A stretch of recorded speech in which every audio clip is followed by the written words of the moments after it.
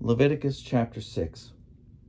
The Lord spoke to Moses, saying, When any of you sin and commit a trespass against the Lord by deceiving a neighbor in a matter of a deposit or a pledge, or by robbery, or if you have defrauded a neighbor, or have found something lost and lied about it, if you swear falsely regarding any of the various things that one may do and sin, when you have sinned and recognize your guilt and would restore what you took by robbery or by fraud, or the deposit that was committed to you, or the lost thing that you found, or anything else about which you have sworn falsely, you shall repay the principal amount and add 1/5 to it. You shall pay it to its owner when you recognize your guilt, and you shall bring to the priest as your guilt offering to the Lord a ram without blemish from the flock, or its equivalent for a guilt offering. The priest shall make atonement on your behalf before the Lord, and you shall be forgiven for any of the things that one may do and incur guilt thereby. The Lord spoke to Moses, saying, Command Aaron and his sons. This is the rule of the burnt offering. The burnt offering itself shall remain on the hearth upon the altar all night until the morning, while the fire on the altar shall be kept burning. The priest shall put on his linen vestments after putting on his linen undergarments next to his body. And he shall take up the ashes to which the fire has reduced the burnt offering on the altar, and place them beside the altar.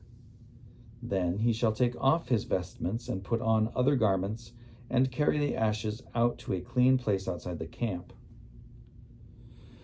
The fire on the altar shall be kept burning, it shall not go out. Every morning the priest shall add wood to it, lay out the burnt offering on it, and turn into smoke the fat pieces of the offerings of well-being. A perpetual fire shall be kept burning on the altar, it shall not go out. This is the rule of the grain offering. The sons of Aaron shall offer it before the Lord in front of the altar. They shall take from it a handful of the choice flour and oil of the grain offering, with all the frankincense that is on the offering, and they shall turn its memorial portion into smoke on the altar as a pleasing odor to the Lord. Aaron and his sons shall eat what is left of it. It shall be eaten as unleavened cakes in a holy place. In the court of the tent of meeting they shall eat it. It shall not be baked with leaven. I have given it as their portion of my offerings by fire. It is most holy, like the purification offering and the guilt offering. Every male among the descendants of Aaron shall eat of it, as their perpetual due throughout your generations, from the Lord's offerings by fire. Anything that touches them shall become holy. The Lord spoke to Moses, saying, This is the offering that Aaron and his sons shall offer to the Lord. On the day when he is anointed, 1/10 of an ephah of choice flour as a regular grain offering, half of it in the morning and half in the evening. It shall be made with oil on a griddle. You shall bring it well soaked as a grain offering of baked pieces, and you shall present it as a pleasing odor to the Lord. And so the priest, anointed from among Aaron's descendants as a successor, shall prepare it. It is the Lord's, a perpetual due, to be turned entirely into smoke.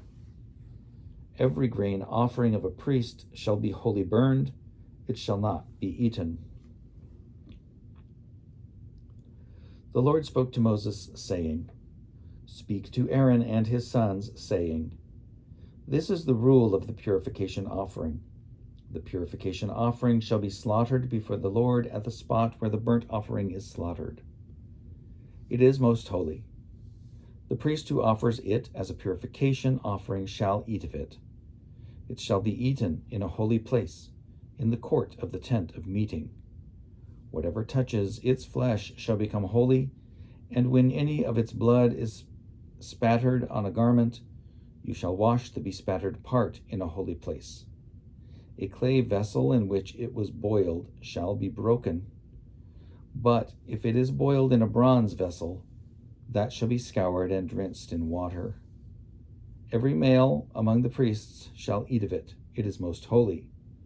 But no purification offering shall be eaten from which any blood is brought into the tent of meeting for atonement in the holy place. It shall be burned with fire.